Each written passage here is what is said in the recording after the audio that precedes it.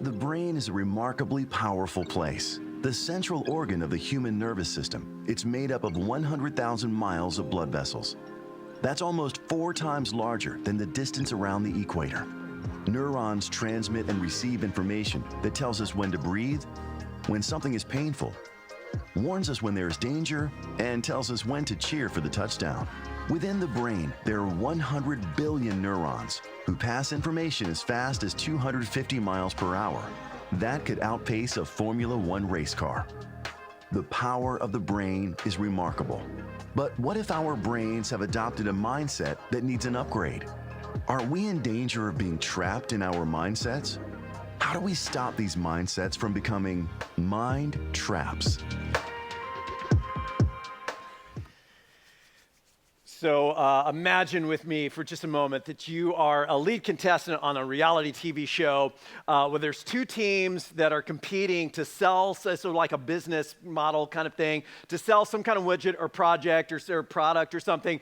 And the winning team gets $1 million, let's say. And since you're one of the lead contestants, you get to pick your sales team of 10 people out of a pool of 20 sales people. Like, who are you going to pick? And before the show started, all 20 of them took one of these top-tier sales aptitude tests, and 10 of the contestants passed the test with flying colors, and 10 of them flunked the test. And you know who's who. So who are you going to pick for your team? Like, are you kidding me? I'm going to pick the winners, right? You're going to pick the people with all that sales aptitude. So you pull your team together and you pump them up with a bunch of vision and motivation, like, we're going to win, and your game plan. And together, you come up with your marketing scheme, and you produce materials and the website, and you hone your sales pitch. And you guys, like, you go to work and you're selling and selling, and you know, like, you have this locked. You're going to win that $1 million.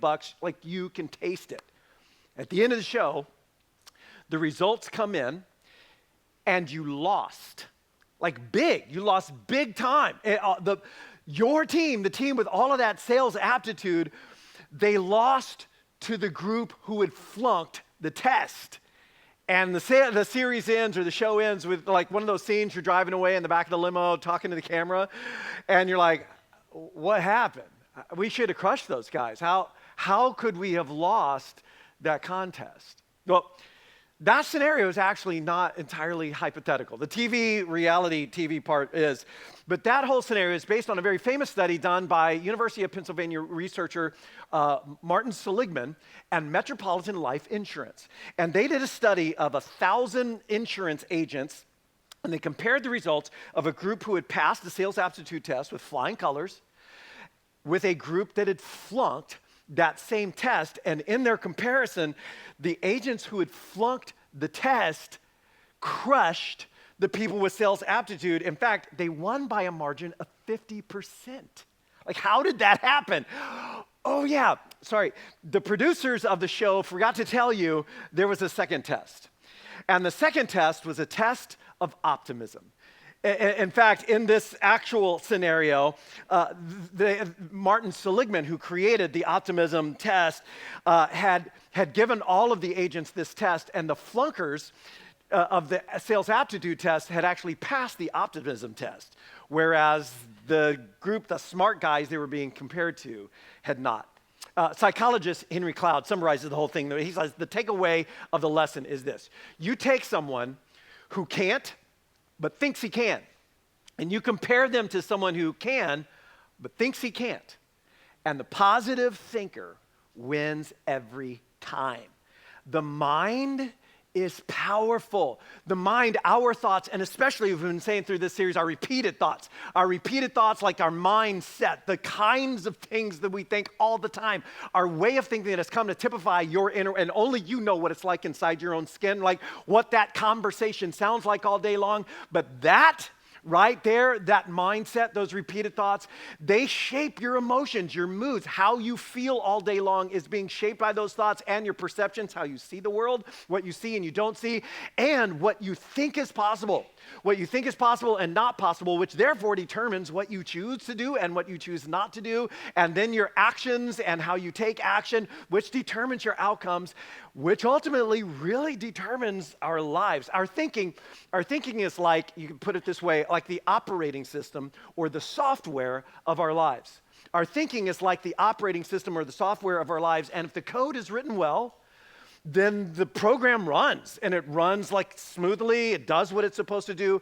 And if the code is corrupted and it's all buggy, there's all these bugs in the code, the program glitches, it locks up, like spinning ball of death, sometimes doesn't even open. There are things like you want to do, and it's like, I don't even seem to be able to do that. There's no code for that.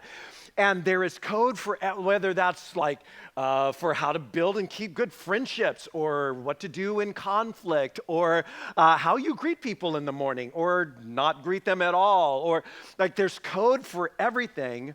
And if the code is written well, the programs function well, and if it's not, they don't. Well, today we're in part 3 of this series called Mind Traps.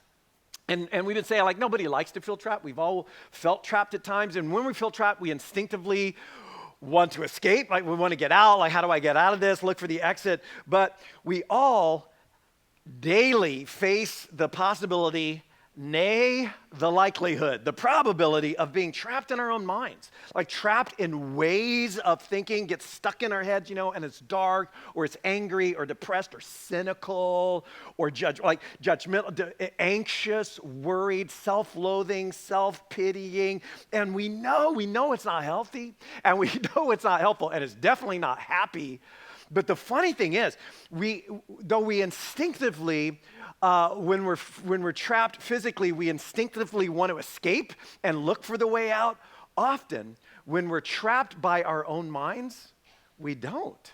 We don't actually want to get out, and we don't look for the exit. And if you're like me, what we actually do is sometimes pick up the shovel and just start digging ourselves in deeper. And so this is a series about recognizing some of those mind traps and escaping them, or better yet, avoiding them altogether. And so we started out this series talking about the worry, anxiety mind trap. Last week we talked about the victim mind trap. I had so many people coming up after me going like, that's me.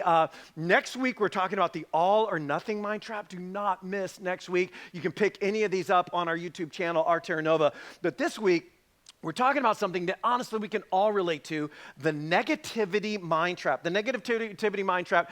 And the negativity mindset refers to any time that we're focusing on the pessimistic side of situations or individuals to the exclusion of the positive and the good. Anytime we're focusing on the more pessimistic, the more negative side, or the more negative possibilities of a situation or individual, often to the complete exclusion of the other side of the story, the positive or the good. And the negativity mindset is flooded with pessimism. Now, Martin Seligman, the guy from the Metropolitan Life study that we opened with, he is one of the world's leading researchers and authorities on the difference between optimism and pessimism, optimism versus pessimism.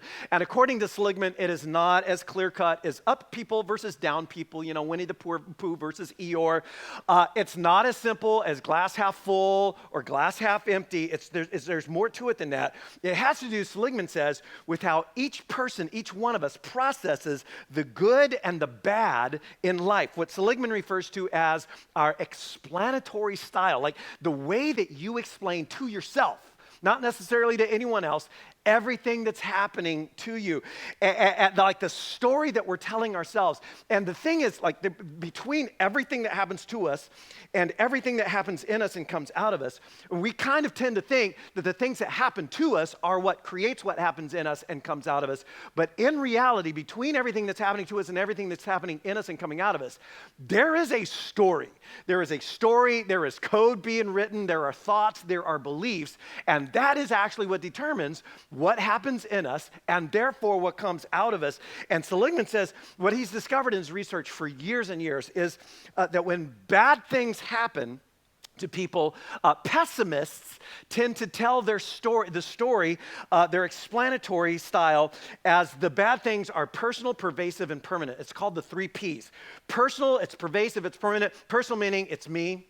I stink, I'm terrible at this, I'm a bad mom, I'm a bad salesperson, the reason why they're not buying my product, it's me, I stink, I'm lousy, those self-loathing thoughts, it's pervasive, it's not just this, it's everything. Everything stinks, everything's bad in my life, everything's terrible, and it's permanent.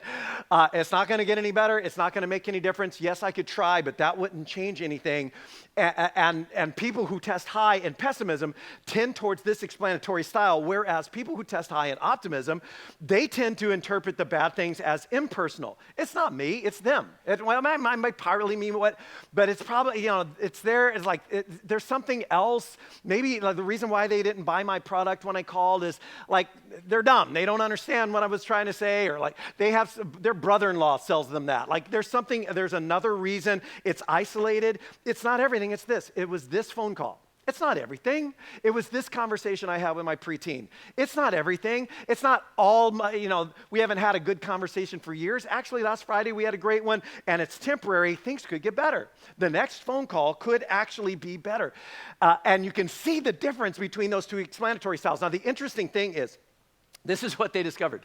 When good things happen to people, the filters actually flip, and people who test high in pessimism tend to interpret the good things as impersonal. It's not me, it's them or something else. Like, hey, you look great today. It must be my dress.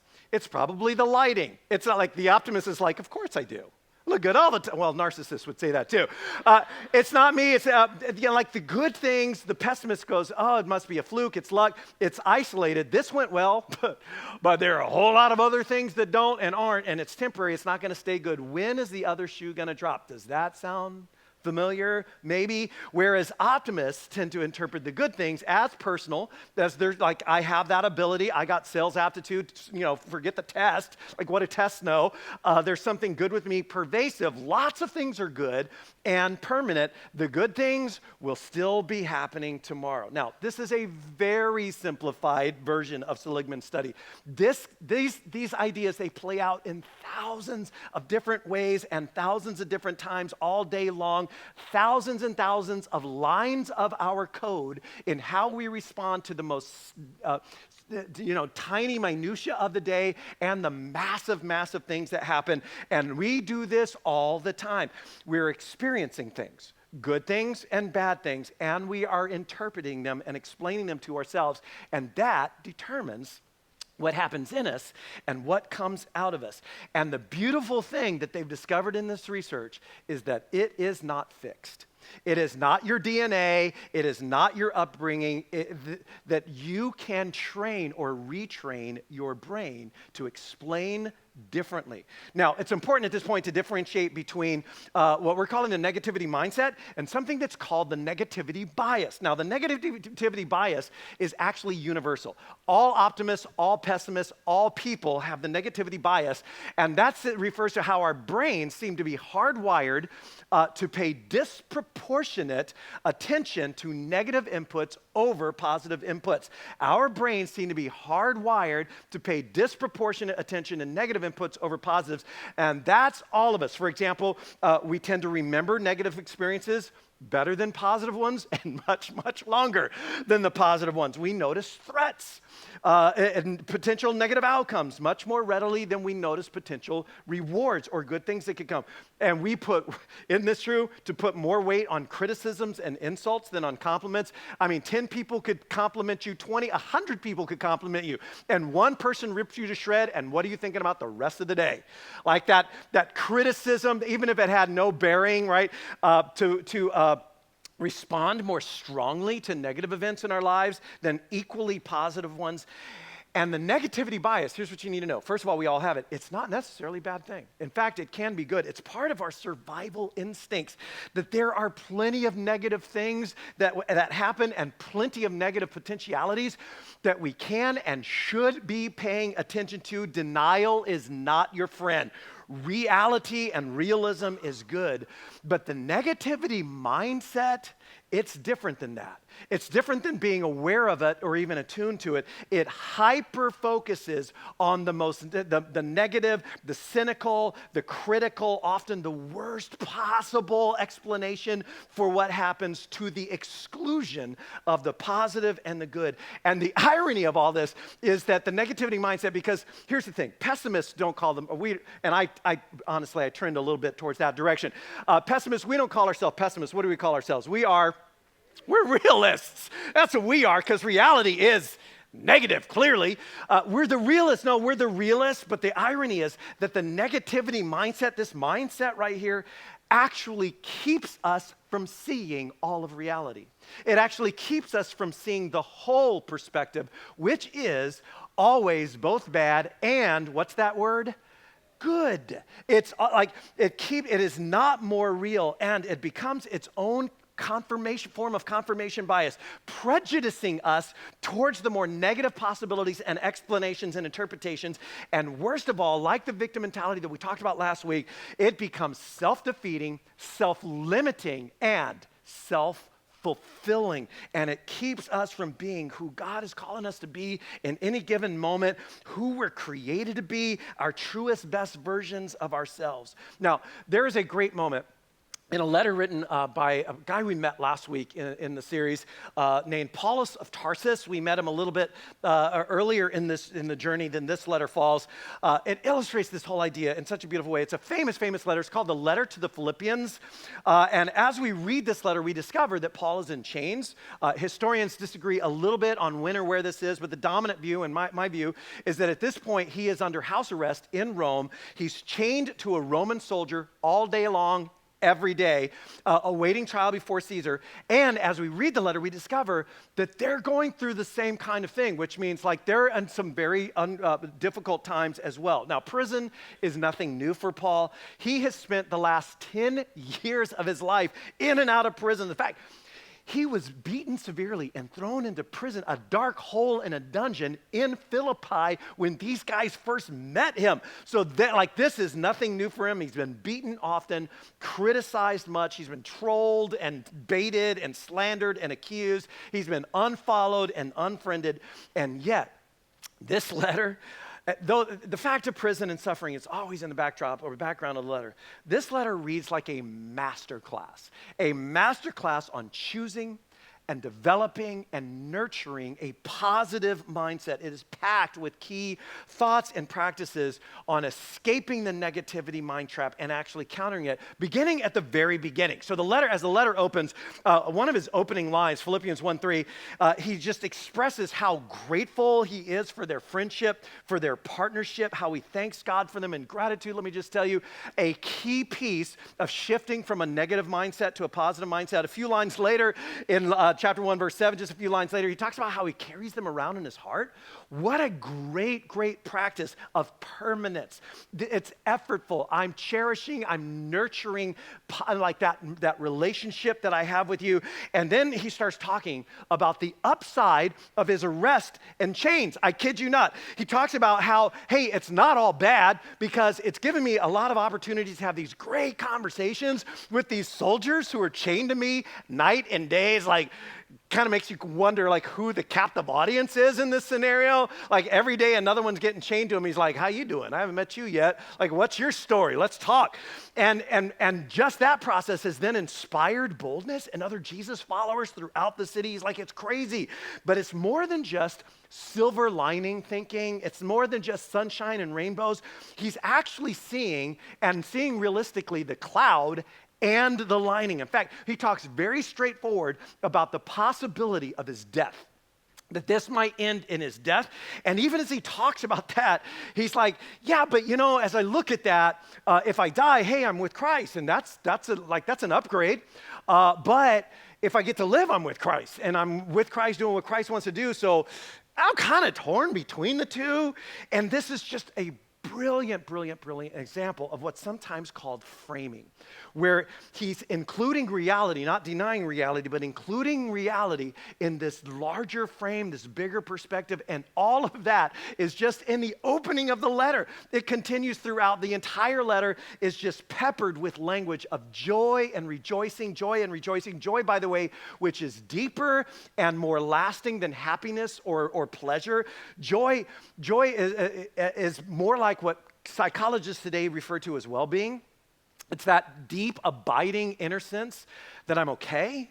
It's like not just having a positive mental attitude day, but actually a positive mental attitude life. Like I carry that around with me. Now, where does such a positive mindset come from, especially in the middle of such negative situations? Fast forward to the end of the letter. As he ends the letter, he's repeating his theme about choosing, like you can choose this, a joyful mindset. And his word for choosing a joyful mindset is rejoice. Rejoice, that is, choose a joyful mindset. Rejoice in the Lord always. And he's like, did you miss that? Because I said it kind of quick. Let me repeat myself. Choose a joyful mindset. Rejoice. Let your, I love this line, magnanimity be evident to all. Magnanimity refers to like a generosity of spirit, a considerate mindset, reasonableness. Magnanimity is that thing that people sometimes do to you that you hate. Like when you are stuck in a negative mindset and you're angry and like, it's all bad. And somebody else tries to give you that, well, you know, you can look at both sides of this and maybe they didn't mean it, maybe it wasn't. And you're like, get your magnanimity out of my face. Like you do. You know, you do that sometimes. Because you don't want that. You don't want somebody being broad, generous of spirit. Like, no, it's all bad. Let your magnanimity, is that my magnanimity showing? Awesome. I wanted it to be evident to all. What a great line, right? I love that line. And then he says, we looked at this in week 1 of the series, the Lord is near, so don't be anxious. Don't be all churned up or cranked up about anything. But in every single one of those situations, and then remember from week 1, these 3 words, by prayer and petition with thanksgiving, prayer being just the broad word for having a conversation with God about it, petition being asking God for his help, thanksgiving being dialing into things that you actually can be grateful for in the moment. This is so brilliant. Present your request to God, and the peace of God that will blow your mind, it will transcend your understanding, will guard your hearts and your what? And your minds. It will guard your minds in Christ Jesus. And then these famous words, and this too, I mean, everything's like, oh, that's brilliant. This too, brilliant. He tells them, hey, you can choose what your mind dwells on, and you can. And so he says, finally, brothers and sisters, whatever's true, whatever's noble, whatever's right, whatever's pure, whatever's lovely, whatever's admirable, anything excellent or praiseworthy, dwell on. Let your mind dwell on. Think about such things. True and noble, right, pure, lovely. Now, here's what we know about your true self. Here's what I know about the thing that is most true of you. That at the deepest part of you, the thing that is most true about you is that you are created in the image of God. Whatever else is true about you, whatever else has gotten layered on top of that, at the deepest part of who you are, created in the image of God, created by God who is true and noble and right and pure and lovely and admirable, created by God who is this, to be true and noble and right and pure and lovely and admirable. This is who you're created to be, and guess what?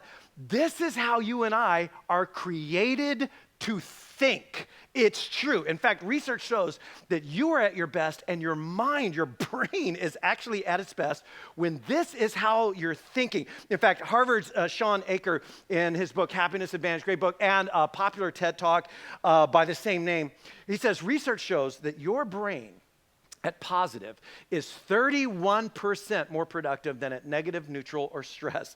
That your brain at positive, when you are thinking the way Paul just said, hey, this is what you should be dwelling on, when you're thinking that way, you are 31% more productive. Here's what research shows. Intelligence rises.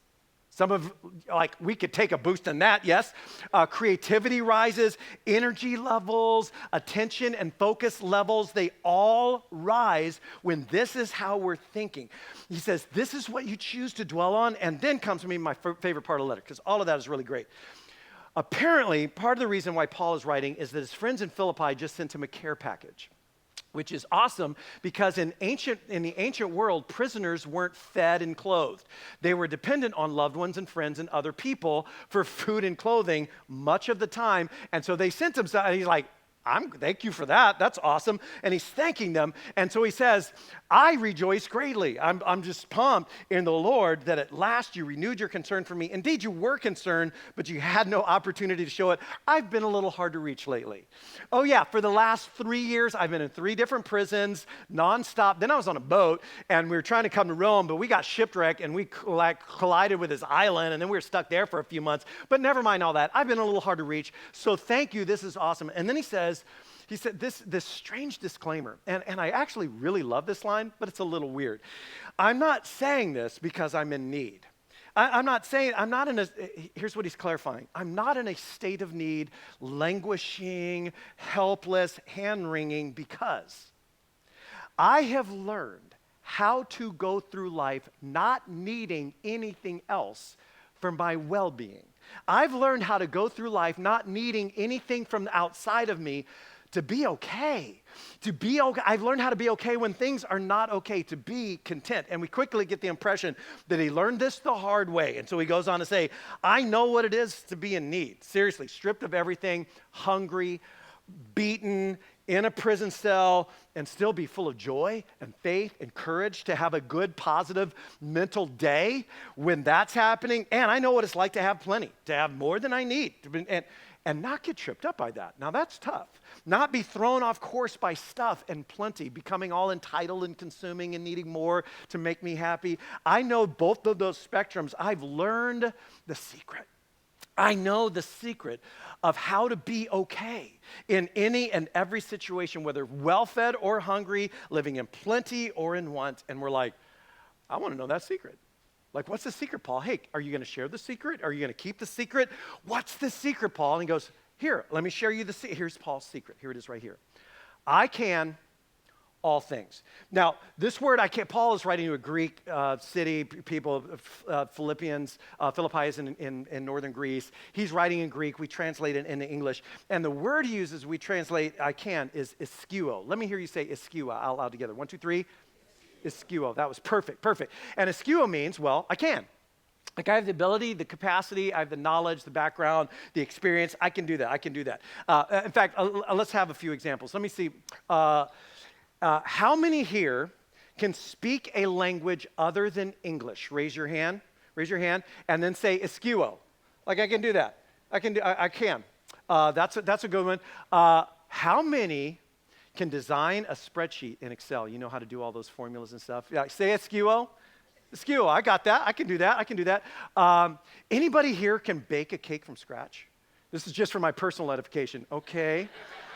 All right, say ischeuo. Yeah, that's what that word means. Like, hey, I can do that. Hey, I've got the capacity for that. I got the bandwidth for that. I have the ability. I have the knowledge. I've got the experience. I can do that. Now, he says, ischeuo, but notice I left a blank right here in between I can all things. Most English translations provide a word at this point, and they mostly provide the word do. I can do all things, but the word do actually isn't there. Literally what he writes is, panta ischeuo into edunamunte me. Now let's say that all out loud together. Now we're going to do that, which literally means pan, everything, all things. I can, in the empowering one, me. All things I can. In the one who's empowering me, I can face anything. I can handle anything. I can overcome anything. I can deal with anything. I can live through anything. You put me in anything, and my first words are, I can ischeuo. I can do that. And what's being expressed here by Paul is something that Stanford psychologist Albert Bandura refers to as self-efficacy. And here's a quick introduction to the idea of self-efficacy. Check it out. There is an old and frequently told story of a track coach who wanted to teach his team to run faster. No matter what the coach did, no one seemed able to beat his or her best time.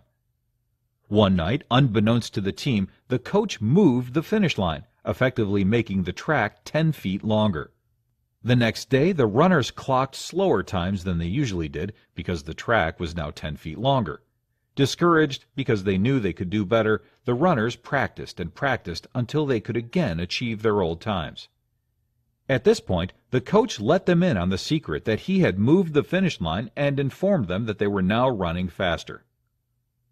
The coach demonstrated that when the runners thought they couldn't go any faster, they didn't, and when they knew they could do better, they did. The coach proved the power of self-efficacy.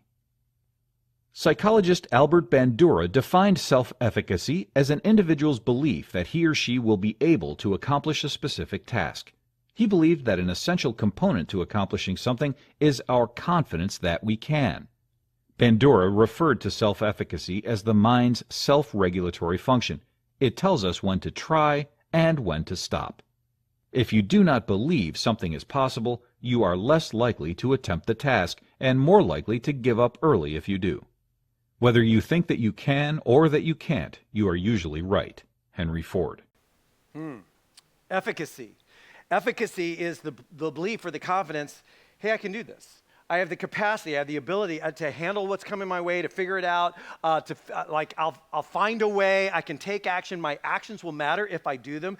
And self-efficacy stands in stark contrast with one of our favorite things to say, which is, I can't handle this anymore. I can't deal with this. Look, I can't look at you right now. I can't have this conversation with you. I can't stay in this marriage. I can't be in this situation anymore. I can't finish this class. I can't work for this boss. I can't learn this stuff. I can't help it. I can't change the way I feel. I can't. Which, just as a side note, honestly, is almost never true, unless you're saying I can't fly. It's almost never true. It's almost never accurate. It is far more honest and accurate to say, I don't want to. I don't want to. I could. I don't want to. I don't want to, I prefer not to, maybe even I don't know how to, but I could. However, to say I could and I don't want to or I'm choosing not to gives us agency back. And when we take agency back, we are responsible for the choice not to do what we actually could do, which is a whole lot different than saying, well, I would, but I can't. So it's not me, it's something else outside of me, and therefore we much prefer this phrase, I can't. But this is really important. As Henry Ford said, whether you think you can or you think you can't, you're probably going to prove yourself right. And here's Paul's inner script. Here's the secret. Here's the internal messaging. I can. I can.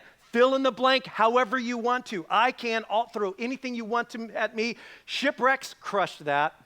Could do it again. Prison, hunger, beatings, rejection, the loss of everything, or great meals, good times with friends, having plenty, abundance. Throw any of that at me you want to. I'm able. I have the capacity to face anything, figure anything out, handle anything. Iskuo. But it's better than that. It's actually much bigger than that because that's not where he ends. Iskuo, he says, but not always in and of myself. I can all things in the one who's empowering me. There is one who's empowering me, and I am in him, and he is in me. And as I am in him and he's in me, he's infusing me with strength and power and grace and capacity and perspective and guidance that is far beyond my own capabilities. Because here's the truth about you. Whatever your capacity is, whatever your abilities are, it is often like greater than you think. Frankly, your capacities are greater than your negative mindset will ever allow you to think. It's still limited, right? It's still finite, but there is a power that is greater than me. There is one who, as I find myself and keep myself and place myself in him, step into what he's doing, what he's up to in the world, what he's calling me to do, there is a flow of grace and love and capacity that is limitless. It knows no boundaries. And Paul says over and over and over again, and you can have that too. You can be that too. In fact, here are just a couple of examples out of other letters he writes to Christians in the Greek city of Ephesus. I pray that out of his glorious riches, he may strengthen you with power through his Spirit in your inner being, so that you may be filled to the measure of the full fullness of God. That's a heady statement right there. Imagine you woke up every morning and said, I am full to the measure with the fullness of God. Wow, that's huge, right? Who is able to do immeasurably more than all we ask or even think would be possible according to his power that is at work. Say these two words together, within us. Or take this line from a very personal letter he wrote to a friend named Timothy. In fact, I'd love us just to read this whole thing out loud together. Will you read this line with me? For God has not given us a spirit of fear and timidity, but of power and of love and self-control. In other words, when you feel yourself being fearful or timid or pulling back or I can't or I'll never be able to, you just need to know that's not God. That's not God, and that's not his spirit in you, creating that in you. No, his spirit is always powerful and loving and self-controlled in you, and it is in you, and God wants to be powerful and loving and self-controlled in you. And so on the one hand, listen, God has given me, he's given you brains, given you abilities, given you courage, power, gifts, strength, and you are capable, and I am capable. In fact, turn to the person next to you and just tell them, hey, I'm capable. I'm capable. I am. In fact, often more so than, people think I am. I'm capable, but it's bigger than that. It's bigger and it's actually better than that because God is infinitely more capable to do immeasurably more than I even think would be possible in me. And so it's not just self-efficacy, which is awesome. It is God efficacy.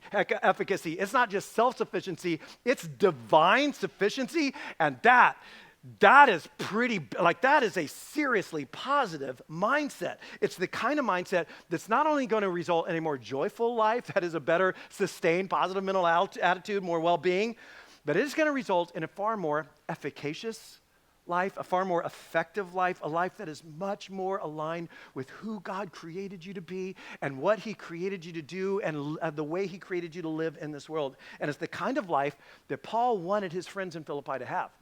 It's the kind of life that God wants you and me to have. And so how do we move ourselves in that direction? How do we get from where we are to there? And each week we've been saying, as we end the series, we're going to end in really practical ways. And again, as I've been saying, the steps and the tools for digging our way out of any of these mind traps, they're pretty similar. They follow a pretty similar path. So let's talk through a few of them again with our negative thinking in the crosshairs, okay?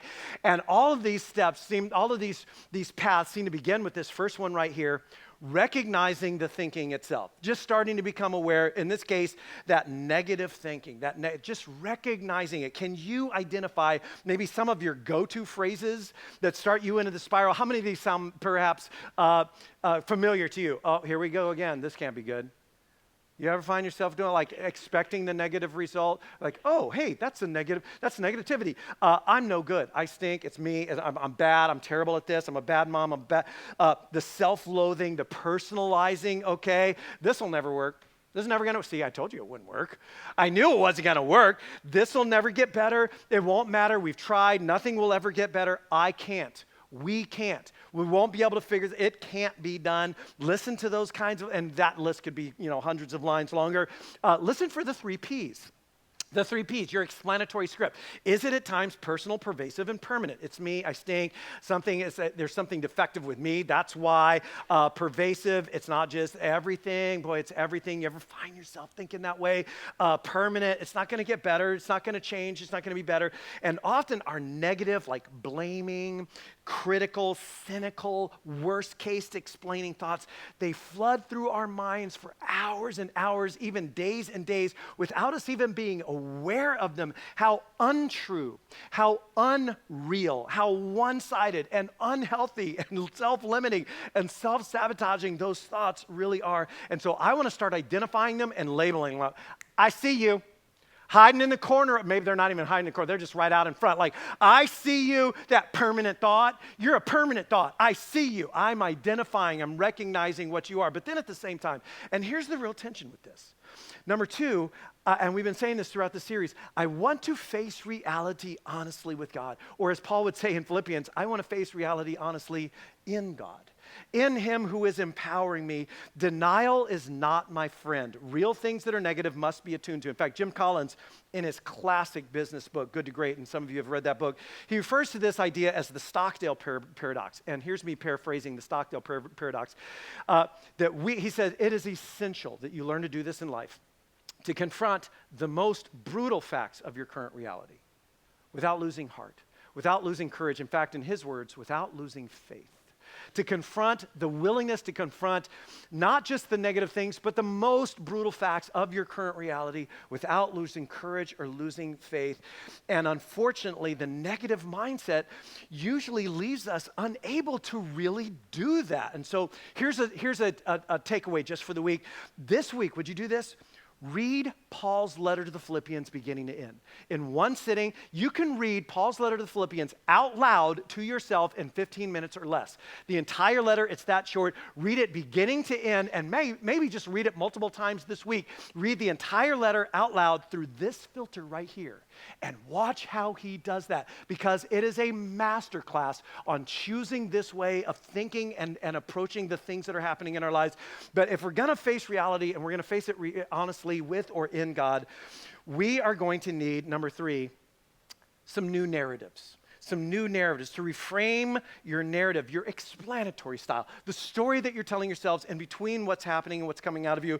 And we need to change it from, I can't, it'll never, nothing good will come from this, I'm messed up, I'll never be able to. We need to change that to, all things I can. In the one empowering me, all things I can. In the one empowering me. In fact, I would love us to say that line out loud together. Would you say that with me? Let's say this together. All things I can in the one empowering me. Let's say it again. All things I can in the one empowering me. I can handle this. I can face this. I can learn. I can figure it out if I can't. I will get help. I will, not necessarily in my own power, definitely his power at work within me, the community he's placed me around. But here's what I know. I can. In fact, this week, as you're reading Philippians, here's your second takeaway. Memorize Paul's secret. That's his secret. Memorize his secret. It's simple. All things I can in the one empowering me. All things I can in the one empowering me. Memorize that. Repeat it to yourself this week, especially as you're recognizing those negative thoughts. Go, no, hold on. Let's say it together one more time. All things I can in the one empowering me. Perhaps use those 3 Ps as a catalyst for this, for challenging your way of thinking. Like catch those negative, worst case, catastrophizing thoughts that are personal and pervasive and permanent. And as you identify them and go, oh, I know what you are. I see you for who you are. Challenge them, argue with them, disbelieve, doubt, and dispute your own. You do not have to believe every thought you think. Dispute and disbelieve and doubt those thoughts, and try an impersonal or isolated or temporary explanation on for size. Just try it. You may not believe it, but try it. Hey, it's not me. It's maybe them. It's something else. Or maybe it's partly me. And by the way, if it is kind of you, that's part of the brutal facts of reality. And I need to be like, okay, I got to own what I got to own, but there's more to this. It's not just me. It's isolated. It's just this conversation. It's just this thing in my life. It's temporary. Things could go. Just try those types of explanations on size. Find, as we talked about in week 1 of the series, find your better but believable alternative and start to write that code into the story. Find a better but believable alternative. And while you're doing that, and I got to say this because I do this kind of thing all the time, sometimes tongue in cheek. Today, I'm absolutely serious. Most importantly, don't miss part 4 of the series, because where we go, I just want to say where we go next week, it puts the entire series in a different light. It throws a really important and really helpful layer on the whole series and on understanding this whole thing. So don't miss part 4 of the series as we wrap it up next weekend. Let me close this in prayer. Heavenly Father, as I pray so often during the series, and I've prayed every week as we've talked about this, I want to ask once again, would you give us the ears to hear what we needed to hear? Because sometimes our ears hear such different things. things that we're telling ourselves, things that we think you're telling us. Would you please give us the ears to hear what we needed to hear today? And will you give us the grace? And my goodness, we need so much grace to pull some of these things down deep inside of us, because there's so much shame and there's so much self-loathing and there's so many other narratives that get told in this story. And so we pray for the grace that we need to pull these things way down deep inside them, to see them for what they really are. Would you give us the courage and the wisdom that we need to implement them? And would you give us your Spirit, your power this week, empowering us, your power within us that is greater and more capable than anything we ask or imagine? Would you bring your power into our lives to transform in this specific way how we think about the things that are happening to us and what we believe we can and you can do? And I pray that in Jesus' name. Amen.